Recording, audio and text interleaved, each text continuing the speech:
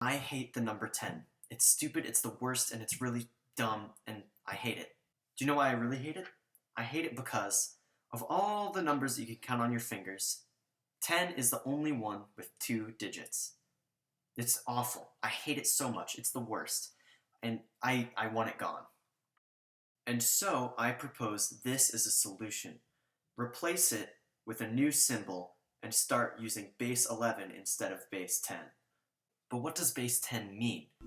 Let's look at the number 123,456. What this number is really saying is that it's 100,000 plus 20,000 plus 3,000 plus 400 plus 50 plus 6. Or, more specifically, 6 times 10 to the 0th power plus 5 times 10 to the 1st power plus 4 times 10 to the 2nd power plus 3 times 10 to the 3rd power plus 2 times 10 to the 4th power plus 1 times 10 to the 5th power.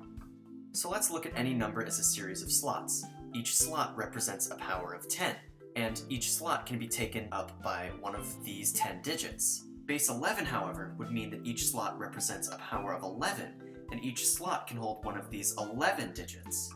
So this just completely negates our problem. All of the numbers that you can count on your fingers have a single digit. But does this bring up any other problems?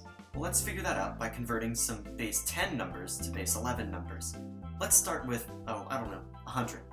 So, let's start by figuring out how many slots our base 11 number is going to have. We do this by finding the highest power of 11 that's not greater than the base 10 number, and add 1 to the power it's raised to.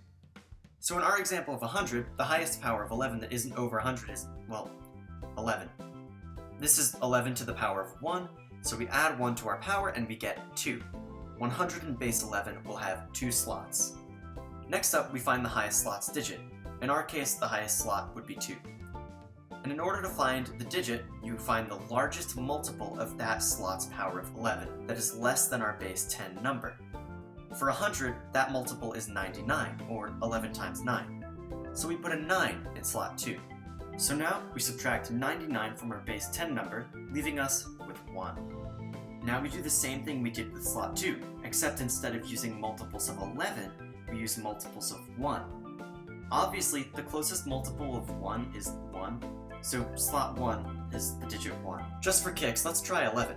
Our number is going to have 2 slots. The closest multiple of 11 to the 1st power to 11 is 11, or 11 to the 1st times 1.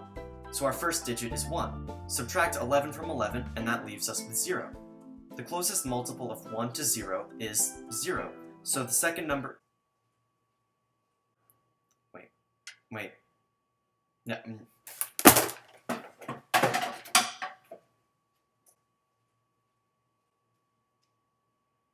I can't believe that!